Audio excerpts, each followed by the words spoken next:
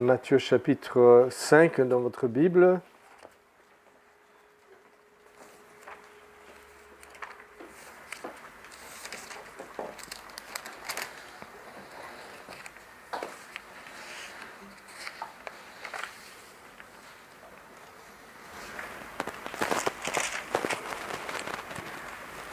Nous lirons à partir du verset 1 et jusqu'au verset 12. Voyant la foule, nous dit Matthieu, Jésus monta sur la montagne, il s'assit et ses disciples s'approchèrent de lui. Puis il ouvrit la bouche et se mit à les enseigner. Heureux les pauvres en esprit, car le royaume des cieux est à eux. Heureux ceux qui pleurent, car ils seront consolés. Heureux ceux qui sont doux, car ils hériteront la terre. Heureux ceux qui ont faim et soif de la justice, de la droiture morale, car ils seront rassasiés. Heureux les miséricordieux, car ils obtiendront miséricorde. Heureux ceux qui ont le cœur pur, car ils verront Dieu. Heureux ceux qui procurent la paix, car ils sont appelés fils de Dieu. Heureux ceux qui sont persécutés à cause de la justice, car le royaume des cieux est à eux. Heureux serez-vous lorsqu'on vous insultera, qu'on vous persécutera et qu'on répandra faussement sur vous toutes sortes de mal à cause de moi.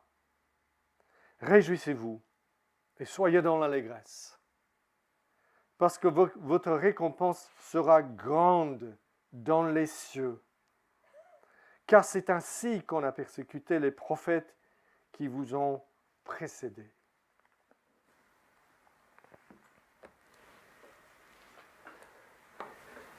Si vous êtes chrétien depuis un moment, vous avez été persécuté.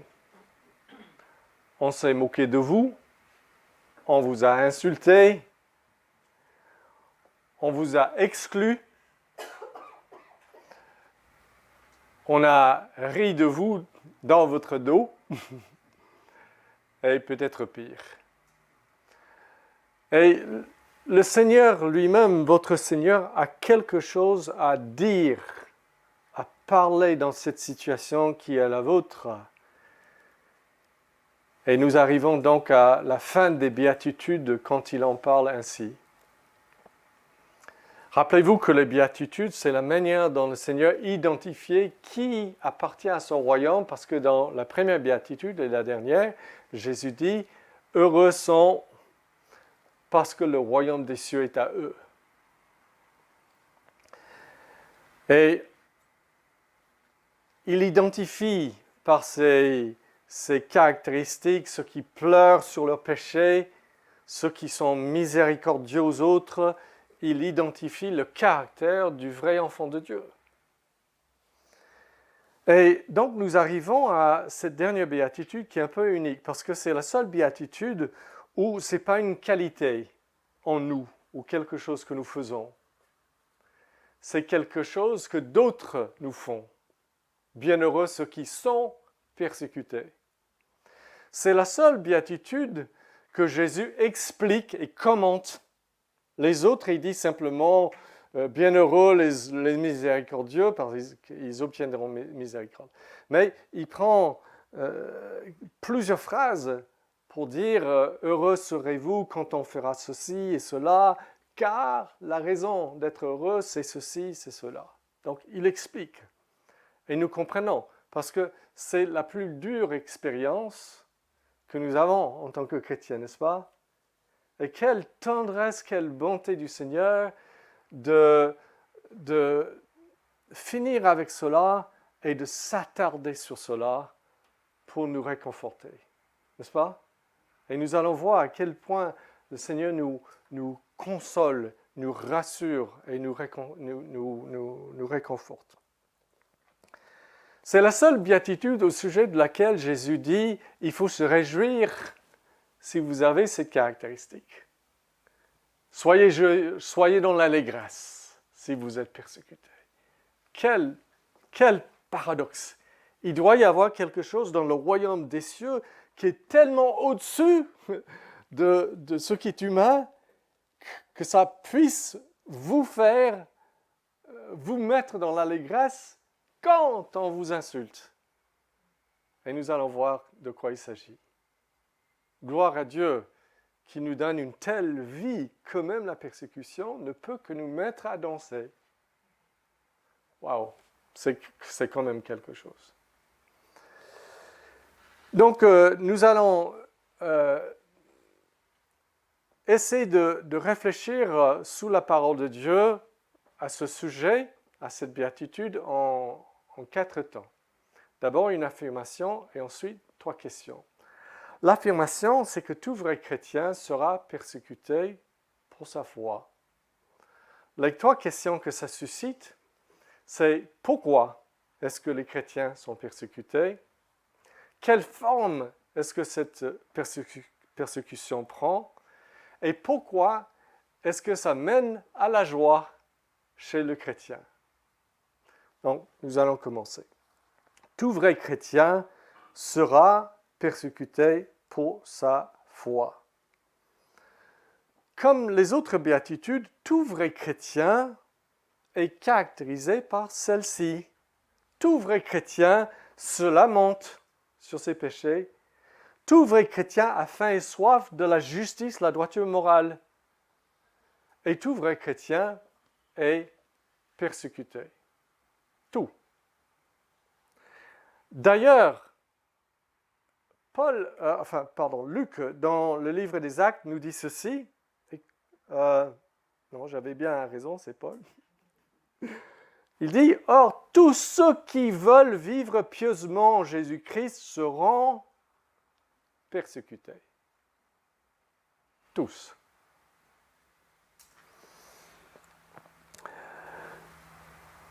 Les faux croyants, et vous savez qu'il y a la bonne terre et la mauvaise terre.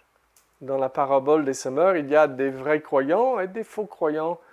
Jésus dit, ce n'est pas tous ceux qui disent Seigneur, Seigneur, qui iront, qui accéderont au royaume de Dieu. Et la différence, une des différences entre les deux, c'est ce qui vous arrive lorsque vous êtes persécuté. Parce que dans la parabole du semeur, Jésus parle d'une des mauvaises terres où il n'y avait pas de racines, vous vous rappelez? Une plante a commencé mais n'a jamais porté du fruit. Et Jésus dit à ce sujet de cette personne qui représente une fausse foi, il dit, dès que survient une tribulation ou une persécution à cause de la parole, ils y trouvent une occasion de chute. Le faux croyant se caractérise par le fait que s'il y a vraiment de la persécution, pour lui, c'est une raison de quitter la foi. Si vous êtes toujours dans la foi, malgré la persécution, c'est bon signe, n'est-ce pas, que votre foi est authentique. Le Seigneur Jésus-Christ ne nous promet pas la lune pour venir à lui. En tout cas, pas ici-bas.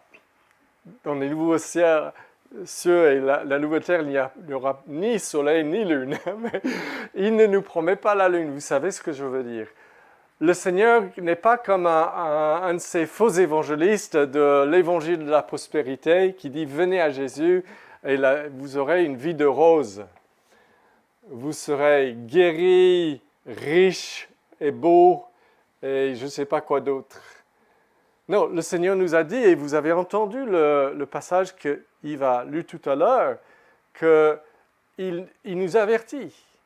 Bienheureux ceux qui sont persécutés. Vous le serez, sachez-le dès le début. Ce n'est pas simplement pour un bon moment sur terre que vous venez à Jésus-Christ. Loin de là, ça n'a rien à voir.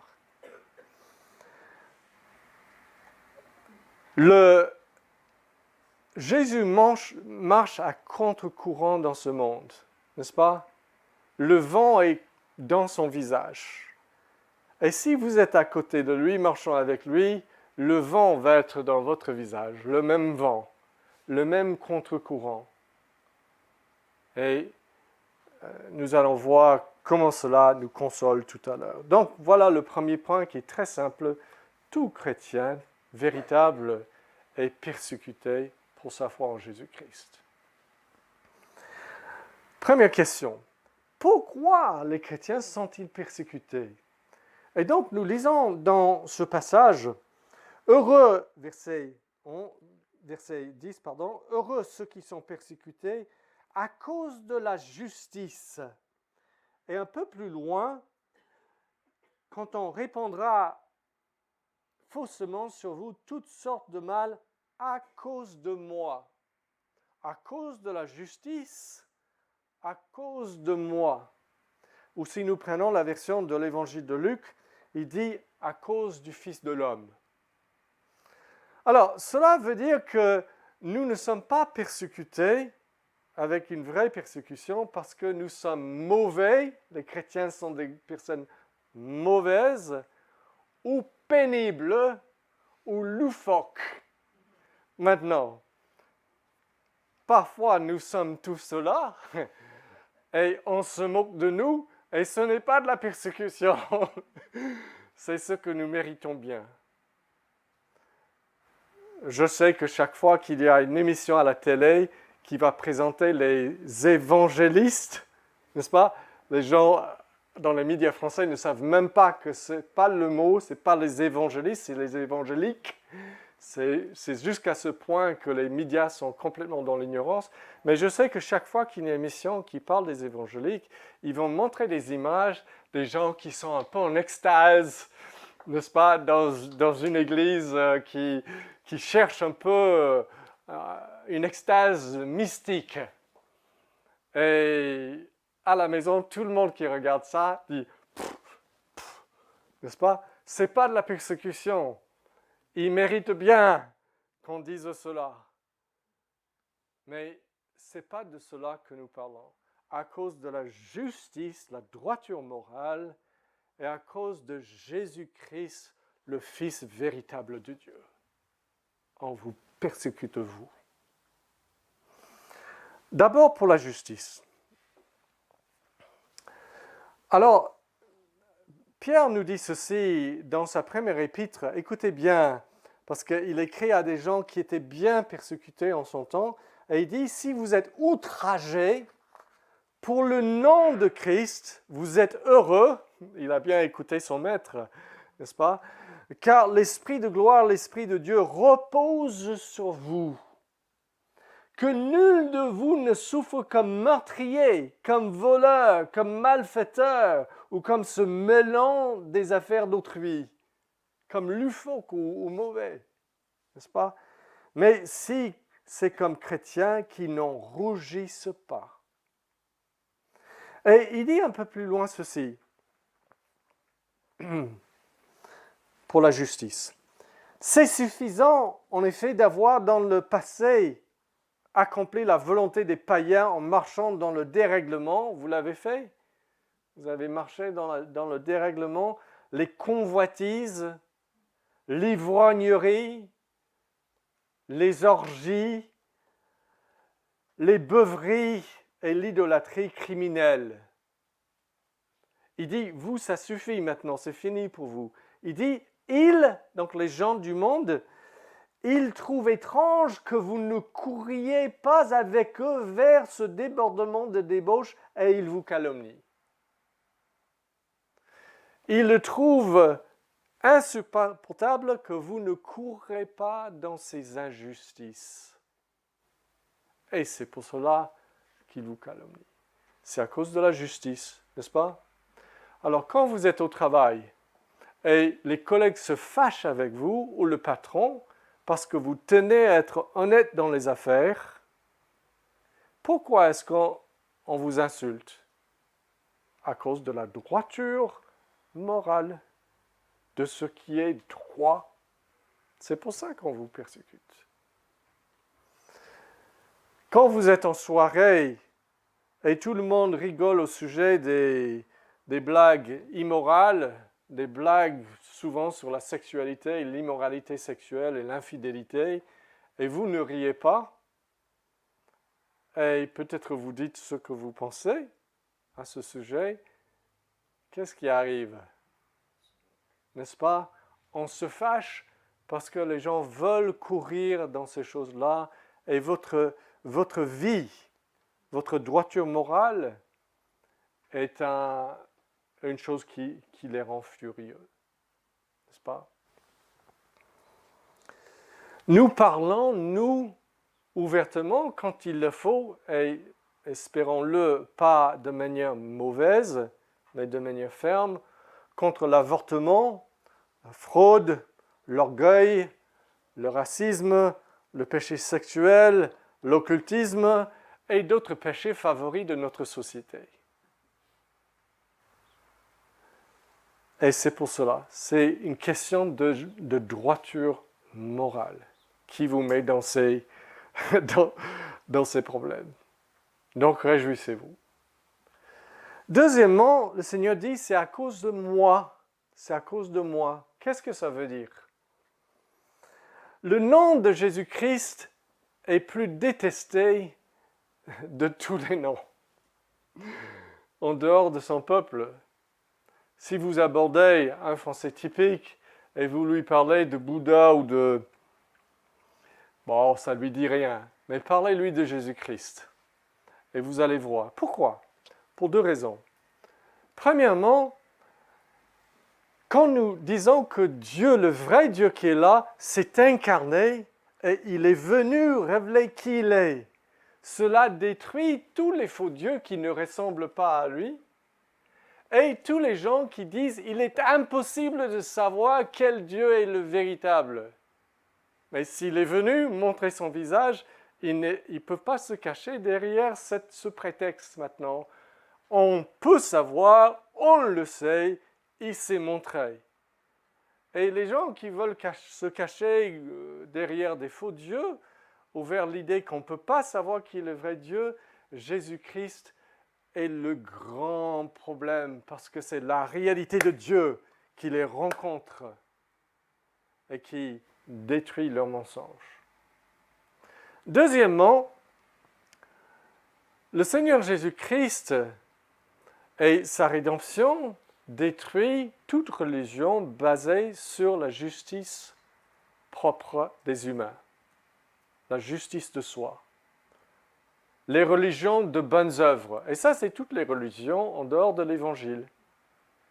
Que ce soit 5 piliers ou 8 principes de sagesse, ou vous choisissez votre religion, c'est des principes par lesquels nous, on va être assez bons pour que Dieu nous accepte.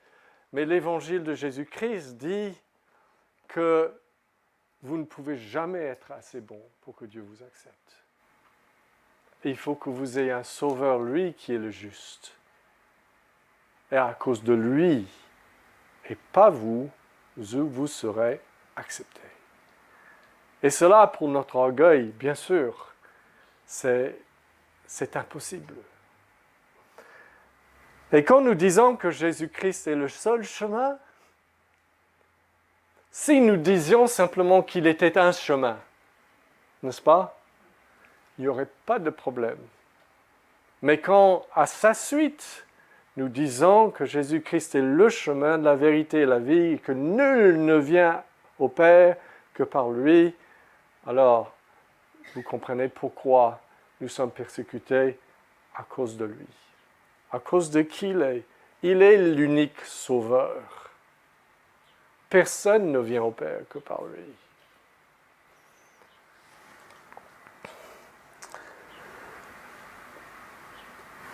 Quelle forme, deuxième question, est-ce que la persécution prend contre nous?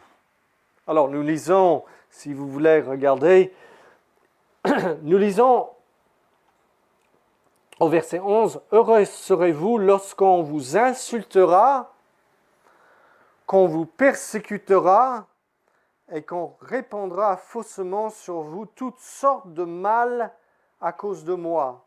Donc, dans ce verset, Jésus nous donne la liste.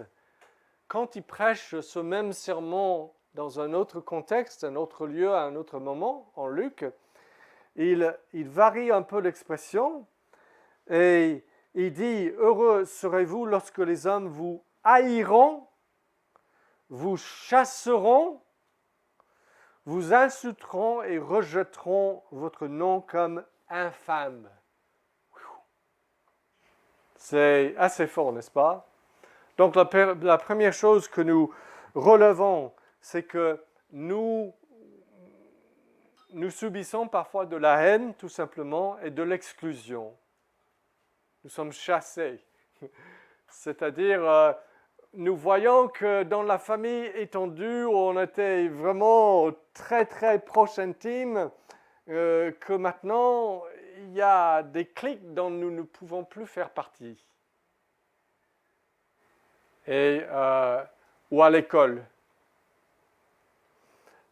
Nous avons beau essayer d'être gentils et aimants envers ces gens-là, il n'est tout simplement pas possible que nous soyons dans leur affection comme avant.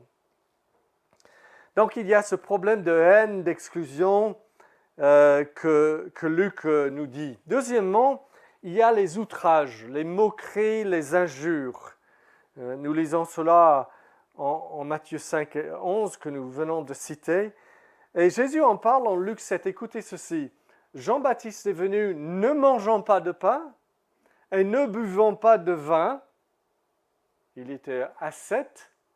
Il était quelqu'un qui avait un régime, une vie vraiment très, très rigoureuse. Et vous dites, il a un démon. Le Fils de l'homme, Jésus, est venu mangeant et buvant, et vous dites, c'est un mangeur et un buveur, un ami de publicains et de gens de mauvaise vie. Que peut-on faire dans une situation comme cela? Et vous avez vécu que parfois, si vous faites une chose, on se moque de vous ou on vous accuse. Si vous faites le contraire, c'est la même chose.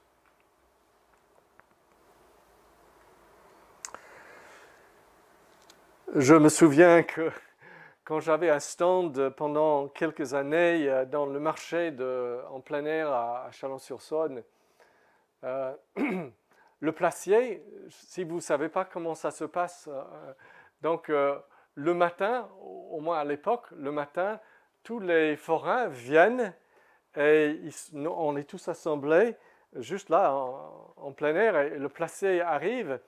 Et donc, il a son papier avec tout le monde. Et il assigne les places. Et donc, le placier à Chalon, il citait le nom de l'association ou le forain, la personne, respectueusement, il donnait le nom et il donnait le numéro de la place. Et quand il arrivait à moi, au lieu de dire le nom qui était sur sa feuille, Église réformée baptiste, il disait « Bondieuserie ». Voilà, devant tout le monde. Voilà. Et donc, nous subissons parfois des insultes très gratuites. Pourquoi? Mais c'est notre part dans ce monde. Ensuite, il y a la calomnie. Vous avez remarqué que dans le verset 11, il dit « Heureux serez-vous lorsqu'on vous insultera, qu'on vous persécutera et qu'on répandra faussement sur vous toutes sortes de mal à cause de moi. » Jésus lui-même, à son procès la nuit avant sa crucifixion, plusieurs faux témoins se furent présentés. Enfin, il en vint deux qui dirent « Celui-ci a dit, je peux détruire le temple de Dieu et le rebâtir en 3 jours. » Ce n'est pas ce qu'il a dit. Il ne parlait pas du temple, il parlait de son corps. En 3 Jean, l'apôtre Jean nous dit ceci. « C'est pourquoi si je viens, je lui rappellerai, donc un homme qui est dans l'Église, écoutez bien, parfois c'est dans l'Église que ça se passe, Si je viens, je lui rappellerai les œuvres qu'il fait en tenant des discours malins contre nous les apôtres.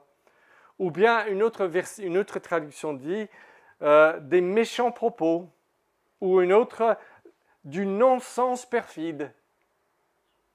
Parfois, on dit des choses complètement fausses à votre sujet, et d'autant plus les serviteurs de Dieu, des choses qui n'ont aucun contact avec la réalité.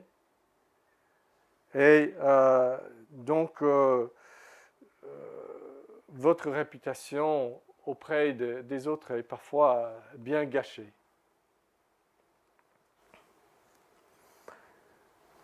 Je vis ça en ce moment, pour être un peu plus personnel.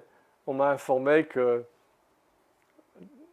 quelqu'un a envoyé un long document de 28 pages au sujet de moi et deux autres serviteurs de Dieu dans plusieurs pays. Donc j'ai pu consulter ce document, j'ai montré à Nikki une partie où elle était un événement, un incident, elle était présente, et elle était stupéfaite que ça ne s'est jamais passé. On répondrait des choses fausses, complètement fausses, du non-sens perfide au sujet des serviteurs de Dieu et au sujet des chrétiens comme vous. La calomnie.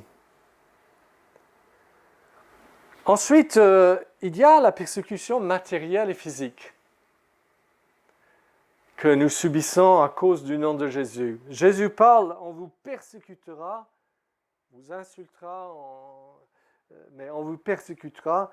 Et nous lisons par exemple dans Hébreux 10 que l'auteur parle aux chrétiens au sujet de leur expérience au début de leur conversion. Écoutez. Souvenez-vous de ces premiers jours où, après avoir été éclairés, vous avez soutenu un grand combat au milieu des souffrances. D'une part, exposé comme un spectacle aux opprobres et aux tribulations, et de l'autre, vous associant à ceux dont la position était la même. En effet, vous avez eu de la compassion pour les prisonniers, donc chrétiens mis en prison, et vous avez accepté avec joie l'enlèvement de vos biens, sachant que vous avez des biens meilleurs qui durent toujours. Je me souviens quand j'étais missionnaire en Côte d'Ivoire, nous avons vu un jeune homme sénégalais venir au Seigneur, un musulman qui est devenu chrétien. Donc il est rentré au pays, chez lui, et dans une lettre, nous avons appris que sa famille a brûlé tous ses biens, et a complètement désavoué son nom et son appartenance dans la famille. Pour eux, il n'était plus vivant, et il ne faisait plus partie de leur famille. En fait, plus de 388 millions de chrétiens, nous disent des organisations officielles qui surveillent ces choses, souffrent d'un niveau élevé de persécution et de discrimination aujourd'hui en raison de leur foi. En 2026, c'est pas vieux 2026, on est à un peu plus de 2 mois, 4849 chrétiens ont été tués déjà pour leur foi et plus de 200 000 chrétiens ont été obligés de quitter leur domicile. Je vais vous donner juste deux exemples au hasard. C'est vraiment au hasard parce que j'aurais pu facilement choisir d'autres pays. Dans les 50 pays les plus persécuteurs de chrétiens, d'autres pays comme la Corée du Sud ou la Chine ou le Bangladesh ou d'autres pays. Nigeria, Tchad, tous ces pays-là. Mais je vais vous parler d'Algérie et d'Inde. En Algérie, au cours des dernières années, 47 églises ont fermé leurs portes et plus de 75% des chrétiens ont perdu tout lien avec leur communauté chrétienne. En Inde, les hindous convertis au christianisme sont les plus touchés par la persécution. Il existe des lois anti-conversion dans 10 États de l'Inde. En 2025, José et Sheha Papashan ont été les premiers chrétiens condamnés en vertu de la loi anti-conversion de plus en plus stricte dans l'État Uttar Pradesh. Ils ont été condamnés à une amende et 5 ans de prison, simplement pour être convertis à Jésus-Christ. Les nationalistes, nous disent cet article, les nationalistes hindous mobilisent des foules pour intimider, agresser et tuer des chrétiens. Dans l'état de Manipur, les chrétiens continuent d'être victimes de violences extrêmes dans le cadre d'un conflit orchestré en partie par les dirigeants politiques. Voilà les formes que la persécution prend, et je termine ce matin avec, en aparté, je dis gloire à Dieu pour ces chrétiens qui tiennent bien. Quelle gloire pour Dieu qu'ils persistent, que Jésus-Christ vaut mieux que leur propre bien-être et préservation personnelle. Gloire à Dieu. Mais, dernière question, pourquoi la persécution est-elle un sujet de grande joie chez les chrétiens? Souvent au milieu des larmes, bien sûr. Donc Jésus nous dit dans le verset 12, « Réjouissez-vous et soyez dans l'allégresse quand vous êtes persécutés. » C'est un commandement. Il y a une version qui dit « Dansez de joie. » Parce que votre récompense sera grande dans les cieux. Car c'est ainsi qu'on a persécuté les prophètes qui vous ont précédés. 2 raisons pour la joie. Vous l'avez vu dans le passage. Votre récompense sera grande dans les cieux. C'est ainsi que les gens ont persécuté les prophètes qui vous ont précédés. Donc, premièrement, parce que votre récompense sera grande dans les cieux. Chers chrétiens, vous faites partie du royaume des cieux. Vous êtes citoyens de ce royaume-là. Vous voyez ce monde, cette vie, comme juste un chemin, un pèlerinage. Vous n'êtes pas chez vous. Vous savez que ce monde, vanité de vanité, tout est vanité sous le soleil. Vous savez que rien ne dure ici-bas. Vous savez que tout est taché de problèmes, de souffrances et de péchés ici-bas. Vous attendez la gloire à venir. Vous attendez Christ. Vous attendez les nouveaux cieux et la nouvelle terre où la justice règne, où vous verrez votre Sauveur. C'est ce que vous attendez, n'est-ce pas? Et comme votre cœur est là, ce n'est pas aussi important que cela, ce qui peut vous arriver ici. La manière dont on vous regarde, on vous traite ici, ne peut jamais être le plus important. Parce que vos racines, vous n'avez pas fait votre nid dans l'arbre de cette forêt. Et donc, ce qui vous arrive ici est passager et dans un sens sans grande importance. Quand Jésus dit « Réjouissez-vous, soyez dans la grâce, car grande sera votre récompense aux cieux », je vous dis que ce qui est considéré comme grand, même aux cieux, est vraiment grand. Grande sera votre récompense aux cieux. Et vous verrez toutes ces souffrances, et même le martyre de ceux qui sont martyrisés, ils verront ça comme peu de choses par rapport à la récompense si grande un jour. Combien le Seigneur est tendre et bon avec nous pour nous rassurer. Quand nous sommes persécutés, sachez ce que je pense, combien je vais vous récompenser pour avoir subi ça pour moi. Et puis Jésus dit, réjouissez-vous parce que c'est ainsi qu'on a persécuté les prophètes qui ont été avant vous. C'est-à-dire, vous êtes dans la meilleure compagnie possible. Vous êtes en train de suivre dans les traces de Moïse, de Paul de Jean, de Pierre, de Jésus-Christ. Vous êtes en très bonne compagnie. Et en fait, le Seigneur dit, malheur à vous si tout le monde dit du bien de vous, car c'est ainsi qu'on a traité les faux prophètes. Donc, nous devons nous consoler, les frères et sœurs, quand nous sommes persécutés, quand c'est difficile, par ces deux choses. La grande récompense qui vient, une vraie réalité divine. Et deuxièmement, que le Seigneur lui-même dit que nous sommes dans la bonne compagnie qu'il aime. Je conclus en vous disant juste 3 phrases au sujet de comment réagir à la persécution. Parce qu'il serait bien de savoir comment faire. 3 choses simples que vous pouvez développer en regardant les Écritures. Ne soyez pas surpris. Ça, c'est la première chose. Ne soyez pas surpris. Si vous êtes surpris, vous ne glorifiez pas Jésus-Christ parce que vous ne faites pas confiance à sa parole. Il t'a bien averti. Crois-le. Crois-le. Glorifie le Seigneur. Ne sois pas surpris.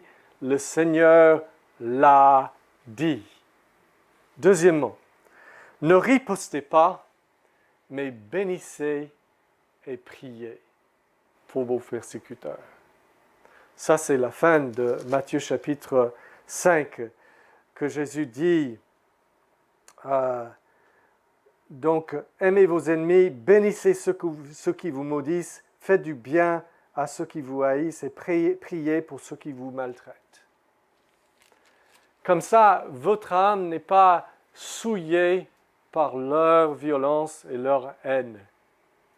Vous n'êtes pas entraîné dans la même haine envers eux. Bénissez, priez, ayez pitié. Sachez que Dieu peut changer leur cœur. Donc, ne soyez pas surpris, ne ripostez pas, mais bénissez et priez. Et troisièmement, ne le comptez pas comme un sujet de misère, mais d'allégresse.